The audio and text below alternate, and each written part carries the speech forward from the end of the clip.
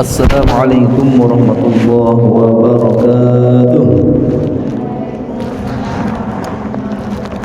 Bismillahirrahmanirrahim. Nahmaduhu wa nasta'inuhu wa nastaghfiruh wa na'udzu billahi min sururi anfusina wa min sayyiati a'malina. من يهده الله فلا مضل له ومن يضلله فلا هادي له. Bismillahirrahmanirrahim. Dalam satu hadis disebutkan, Innallaha ta'ala idza ahabba 'abdan da'a Jibril faqala inni uhibbu fulanan fahbibhu fayuhibbuhu Jibril alaihi salam thumma yunadi fis sama fayaqulu innallaha yuhibbu fulanan fa'ahibbuhu fayuhibbuhu ahlus sama thumma yudha'u lahul qabul fil ardh. Sesungguhnya Allah Subhanahu wa ta'ala tatkala mencintai seorang hamba, maka Allah akan memanggil Jibril. Lalu Allah firmankan, Jibril, aku cinta sama si fulan itu. Maka pesan Allah, fahbibhu, cintailah dia. Ya, ini Allah menyuruh Jibril agar Jibril cinta, senang juga sama si fulan itu. Maka fayuhibbu Jibril, maka Jibril pun senang atau cinta sama hamba tersebut. Kemudian Jibril memanggil-manggil di langit. Apa katanya? Setelah di langit mengumumkan, sungguhnya Allah mencintai si fulan, maka kalian semua mencintailah terhadap si fulan itu. Maka apa jawabannya? Fayuhibbu ahlus sama, maka ahli langit pun mencintainya. Kemudian diletakkan untuk si fulan ini al-qabul, diterima di bumi ini. Masya Allah. Suatu hal yang menjadi PR untuk kita semua. Kita semua kalau ditawari, pengen gak dicintai oleh Allah Ta'ala? Semua kita pengen dicintai Allah enggak? Pengen. Karena kalau Allah cinta, nanti akan menjalar Jibril suruh cinta kepadanya. Kalau Jibril suruh cinta, maka Jibril pun suruh mengumumkan kepada ahli langit kalau Allah masih berita, kabar, ahli langit, Allah cinta sama si fulan ini. Misalkan siapa namanya? Kalau Ustaz bilang fulan, berarti fulanah masuk juga ya. Ustaz itu fulan laki-laki aja ya, gak ada fulanahnya ya. Dalam bahasa Al-Quran, hadis biasa, malum. Maka nanti ahli langit disuruh mencintai, lalu akan mencintainya. Kalau ahli langit sudah mencintai, Masya Allah, maka sampai di situ kita tinggal di bumi ini, Allah SWT terima. Dan sebaliknya, ini mesti jadi bahan pertimbangan juga untuk kita. Dalam riwayatnya disebutkan, Wa idza abghadha 'abdan da'a Jibril fayaqulu inni abghidu fulanan fabghidhu fayubghidhu Jibril alaihi salam. Tatkala Allah Subhanahu wa taala ghadab, marah sama hambanya, maka akan memanggil Jibril alaihi salam. Lalu kata Allah, Jibril, aku marah kali sama si fulan ini abghidu fulanan, maka meninggalkan pesan fabghidhu.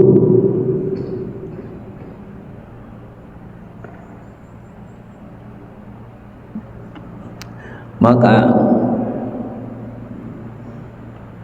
di situ juga memesankan seperti itu, bughdun. Maka Jibril pun juga ikut marah juga padanya. Kemudian suruh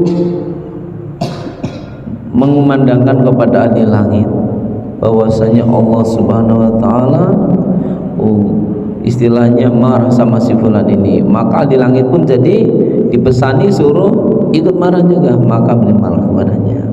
Maka dikatakan tsumma tudhu lahul baghdha fil ardh.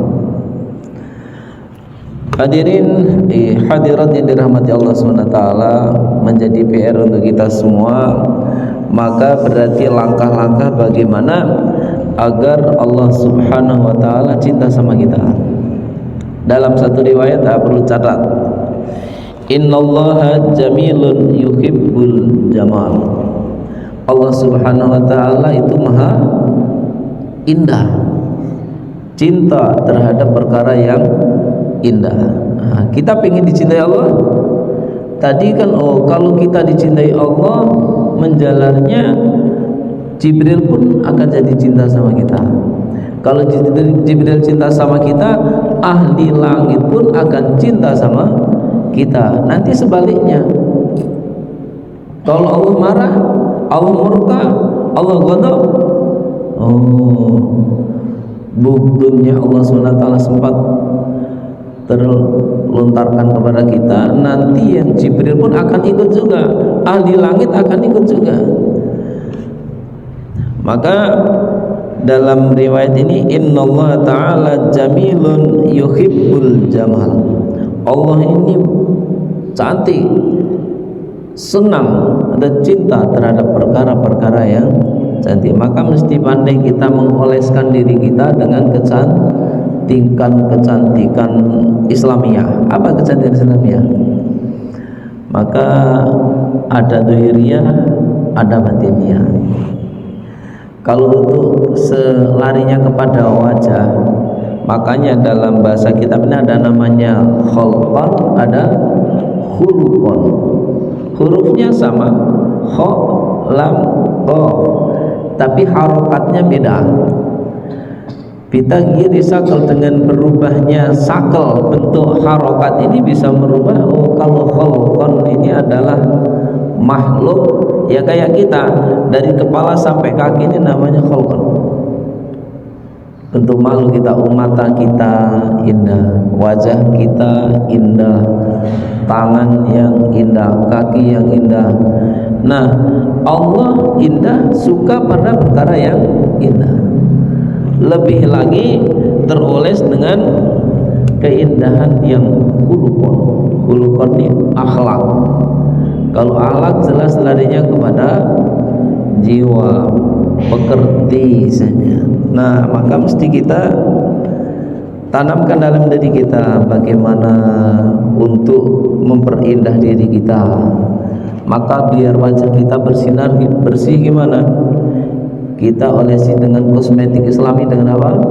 Memperbanyak menjaga kesucian kita dengan jaga wudunya, agar wudu lagi.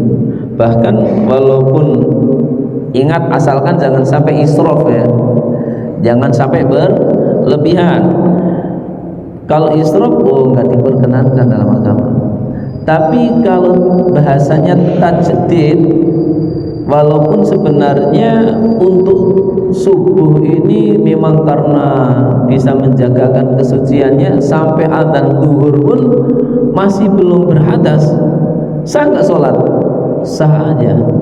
Tapi ada juga di sisi lain namanya sunnah tajdid, sunnah memperbarui wudu lagi. Maka untuk memperindah wajah kita, tangan kita jaga kesucian, namanya selalu dalam keadaan menjaga kesucian. Terus innallaha ta'ala sahiyyun yuhibbus sakha. Allah Subhanahu wa taala itu dermawan dan cinta terhadap orang yang dermawan juga. Nah, maka mesti kita timbang juga ya. Jadi riwayat ini nanti harus dimasukkan ke dalam pikiran, perlu dihafal. Innallaha ta'ala jamilun yuhibbul jamal. Titik koma. Innallaha sahiyyun yuhibbus sakha. Yang di penghujung innallaha ta'ala nadhifun yuhibbun nadhafah. Jadi tiga ini mesti kita perhatikan. Pertama akan kecantikan, kebagusan, keindahan. Bagaimana kita manage, atur diri kita ini menjadi sosok yang terbagus. Kalau diri kita bagus, Allah senang sama kita. Ini kalau Allah senang sama kita, kembali lagi Jibril jadi senang, ahli langit jadi senang. Kalau Allah sampai gak senang, naudzubillahi min dzalik. Dan ada dikatakan innallaha ta'ala sahiyyun yuhibbus sakha. Allah dermawan, suka kepada orang-orang yang dermawan. Maka kita tanamkan dermawan ini karakter juga, sifat. Dermawannya adalah sifat. Maka mesti kita latih dari sekarang ini gimana menjadi sosok yang dermawan. Ustadz, mesti kalau dibilang ada bahasa dermawan ini lirikannya ketika uang banyak atau minimal punya uang, kan gitu. Ternyata pernah dengar dari sebagian ulama, kalau kita ini memang orang kaya, banyak uang, dermawanlah dengan keuangannya itu, yakni rajin infak, rajin sedekah, rajin menyenangkan orang, ngasih makan sama orang yang butuh makanan. Oh, itu masalah luar biasa untuk orang yang diamanai harta, mau membelanjakan harta pada jalan yang benar. Kalau kita nggak punya harta, adanya cuma punya ilmu, ya bagaimana kita dermawan dengan ilmu kita? Berbagi ilmu, nengok, pasti pandai melirik posisinya ilmu ini mesti taruh di mana. Jangan sampai sebagaimana ada diceritakan, jangan sampai kita punya emas, kok emas dikalungkan ke leher babi, itu pas nggak kira-kira? Nggak pas. Sayang kan, emas 1 gramnya aja berapa, kok dikalungkan ke leher babi? Ya nggak pas. Maka mesti taruh pada yang sebenarnya. Kita punya ilmu, ya jangan berhambur-hamburan, jangan nampak orang yang nggak benci dengan ilmu, atau nampak orang yang kita mesti tahu posisinya untuk naruh ilmu juga. Maka dermawan pula dengan keilmuannya. Maka termasuk kemarin afdhalul ibadah. Oh, yang paling utama siapa? Orang yang mau belajar ilmu, orang muslim belajar ilmu, mau mengajarkan ilmu itu kepada saudaranya yang muslim. Ya, ini termasuk ibadah yang paling utama. Sahih. Kalau kita sendiri nggak berilmu gimana, Ustaz? Kalau kita nggak berilmu, kebetulan kita punya tenaga, bagaimana kita dermawan dengan tenaganya? Artinya jangan jadi orang pemalas dengan rajinnya, entah ngangkat sesuatu, entah pokoknya dengan tenaganya ini berusaha menyenangkan orang lain. Nah, maka kalau orang ini sudah dermawan, masya Allah, suatu pilihan dari Allah SWT, dikasih sifat sahih atau dermawan. Sahih dalam satu riwayat, sahih ini lawan katanya apa? Lawan kata saya apa? Bakhil. Sahih ini lawan katanya bakhil. Bakhil apa? Medit, pelit, pailit, apa terserah bahasanya kalian. Yang jelas pokoknya sahih ini dermawan, lawan katanya bakhil. Kalau sempat bakhil, sebenarnya wa may yabkhal fa innama yabkhalu an nafsi. Kalau seorang ini bakhil, sebenarnya bakhil terhadap dirinya aja. Wallahu ghaniyyun, Allah ini maha kaya. Wa antumul fuqara, kalian semua yang fakir ini sebenarnya. Nah, kalau kita ini kok punya karakter sahih, berarti menanamkan sifat jamaliyah Allah dalam diri kita. Allah senang kalau sifat-sifat jamaliyahnya Allah ini ada dalam diri kita. Allah penyayang, kita penyayang. Allah sahih, kita sahih, senang. Tapi kalau sempat Allah mutakabir, kita sombong, jangan, yang kayak gini jangan. Ya, ini sifat-sifat jamaliyahnya Allah bagaimana ada dalam diri kita. Kayak tadi, oh kalau sempat bakhil, bakhil itu apa?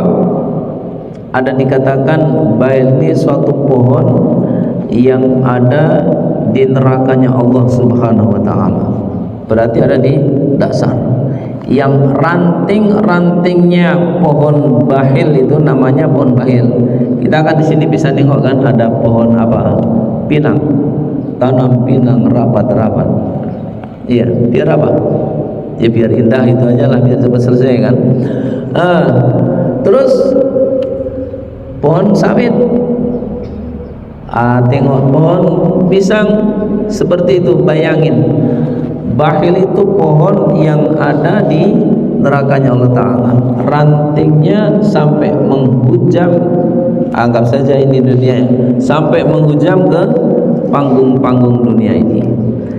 Maka seseorang yang punya karakter bakhil ini sebenarnya karena dia berpegangan dengan ranting-ranting pohon bakhil.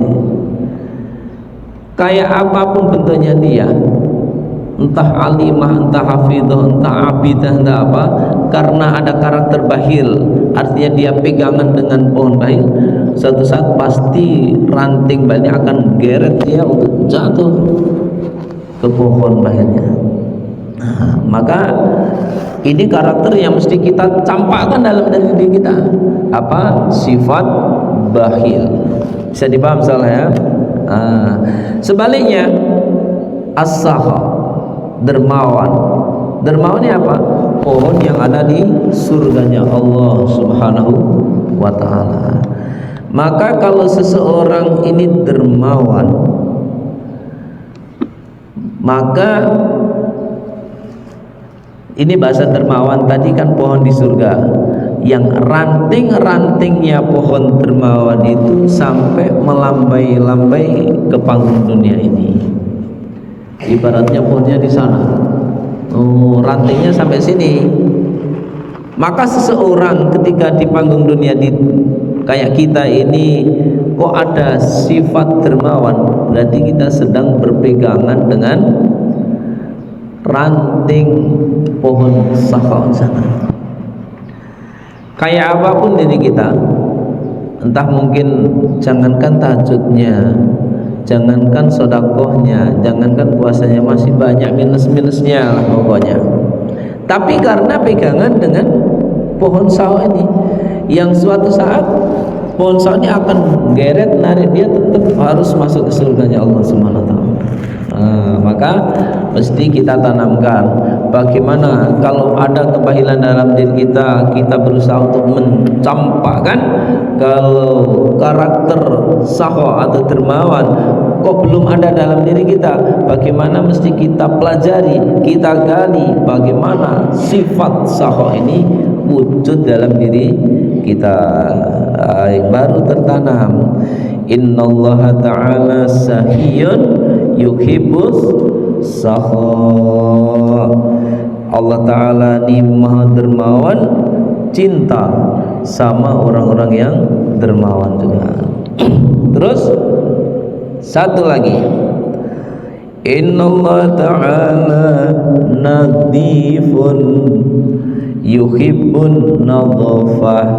Apalagi santri perlu jadi biar direnungkan ya.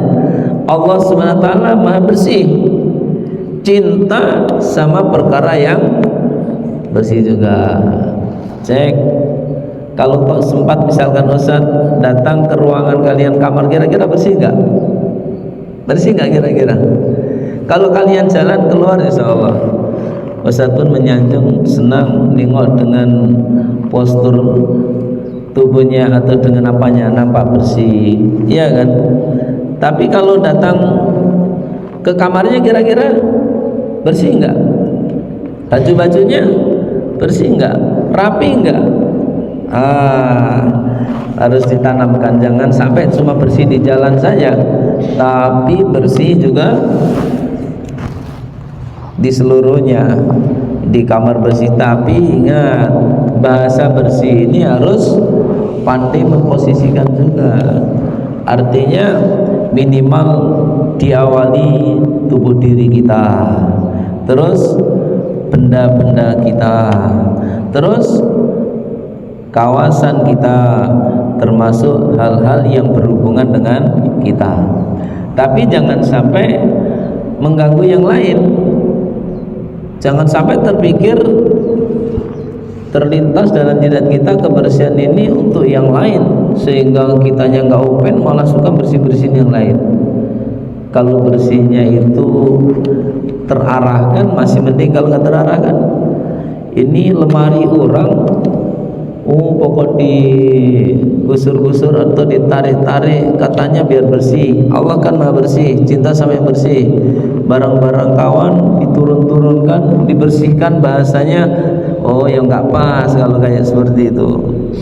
Atau kita membersihkan diri kita tapi kok mengotori yang lain, nggak bagus juga. Yang lemari kita dalam-dalamnya bersih tapi hasil kotorannya disapu taruh di tempat kawan yang lain. Atau kamar kita disapu bersih tapi kotorannya berserakan di kamar yang lain. Ini enggak dibenarkan juga. Maka bagaimana? Kita harus pandai nengok kondisi juga, kebersihan mesti dijaga. Innallaha ta'ala nadhifun yuhibbun nadhafa. Allah Subhanahu wa taala zat yang maha bersih, cinta terhadap perkara-perkara yang bersih juga. Maka jangan kepikir kalau bersih nanti kantongnya bersih, bukan masalah itunya. Kebersihan itu indah. Keindahan ini mesti perlu ditanamkan dalam diri kita. Jangan sampai, apalagi perempuan kan, jangan sampai perempuan walaupun belum bersuami kok baunya aja bau ketiak atau apa. Tidak, dari jauh sudah tercium bau. Dengan dihiasi dengan wanginya, dengan itu pun harus pandai-pandai juga. Sebenarnya kalau besok suatu saat sudah punya suami, keindahan, kecantikan, kewangian, bagaimana dia persembahkan untuk suami. Jangan sampai sama suaminya kayak apa? Bau bawang, bau jahe, bau apa? Ketiak. Ketika keluar sumpah Grab atau ojek atau gojek atau apa, baunya nyengat, wanginya ragaron.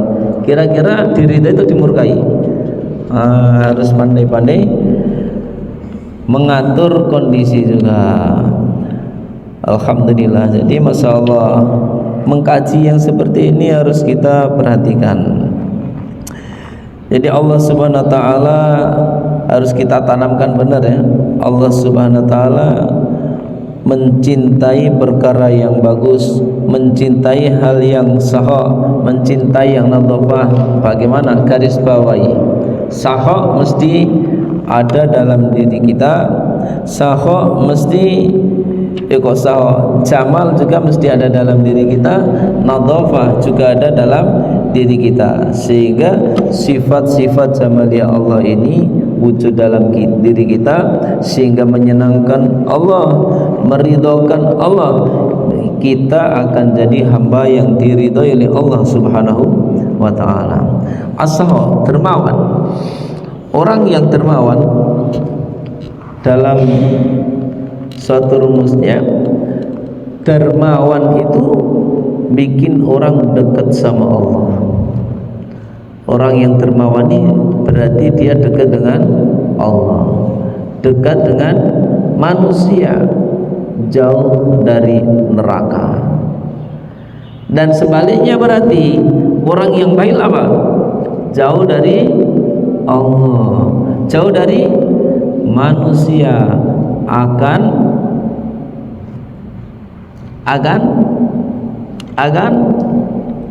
berarti dekat dengan neraka. Naudzubillah dari atau jauh dari surga. Maka mesti hal-hal yang mesti wujud dalam diri kita, bagaimana wujudkan dalam diri kita. Hal-hal yang enggak ada dalam, yang buruk-buruk jangan sampai muncul dalam diri kita. Kapan kita akan mengatur diri kita bagaimana agar karakter-karakter ini wujud dalam diri kita? Ya mesti dari sekarang kita pelajari dalam diri kita, agar bagaimana kita ini bisa menjadi hamba yang terbaik. Maka dikaitkan dengan kajian-kajian kemarin, artinya biar kita ini enggak menjadi orang yang banyak dosanya, maka mesti tinggalkan perkara yang sia-sia. Biar kita ini menjadi hamba yang terbaik, menjadi hamba yang apa? Yang makin dekat kepada Allah, diperbanyak amalan-amalannya. Dengan apa? Memperbanyak bacaan-bacaan Al-Qur'annya, perbanyak zikir-zikirnya, memperbanyak bersolawatnya. Jadi zikir-zikir kepada Allah ini sebagai lambang cintanya kita kepada Allah Subhanahu wa ta'ala. Kalau solawat, memperbanyak solawat kepada baginda Nabi, ini adalah sebagai lambang cintanya kita kepada baginda Nabi Sallallahu Alaihi Wasallam. Terus istighfar, istighfarnya apa? Kalau Nabi aja istighfar tiap hari paling nggak sampai 100 bahkan lebih. Kita berarti berapa? Kalau perlu ya bukan cuma 100, kalau bahkan 1000. Kalau istighfar apa? Astagfirullah.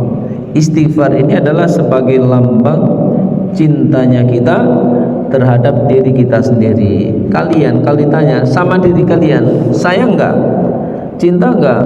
Lah dengan tauhid aja kadang senang. Entah yang beli apa dioles-oles, dicela. Kadang ada yang pakai lipstick. Karena apa? Karena senang kan? Karena cinta. Nah, kalau enggak ada gitu gimana? Maka dijaga. Maka alhamdulillah. Jadi kajian sedikit demi sedikit yang seperti ini bagaimana dimasukkan dalam diri kita sehingga Allah Subhanahu wa taala senang terhadap diri kita, nanti Allah akan ridhoi kita sehingga Allah Subhanahu wa taala jadikan kita sebagai wasilah dalam kebaikan sehingga kita menjadi penghuni surganya Allah taala bersama orang-orang yang kita sukai. Insyaallah ya. Boleh. Maulaya salli wa sallim daiman abada ala habibika khairil khalqi kullihim wal habibul ladzi turja safa'atun li kulli